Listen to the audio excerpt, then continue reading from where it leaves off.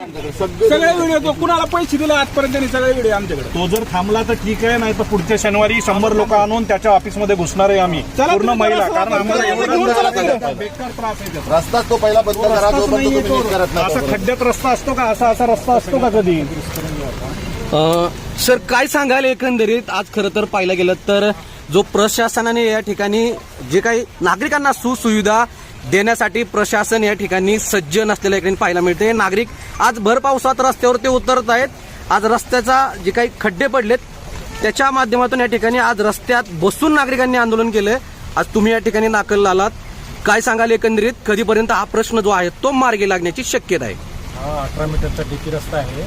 शेतकऱ्यांनी जागा ताब्यात घेत नसल्यामुळे आपण इतके दिवस केलेलं नाहीये. गेल्या आठवड्यात लोकांनी प्रपत्राद्वारे आपल्या कागद दिलेले आहे. पुढच्या महिन्यात आपण हे रस्ता पुन्हा चालू करून एकंदरीत या ठिकाणी जो आहे तो 12 कोटी रुपये खर्च झाल्याचं या ठिकाणी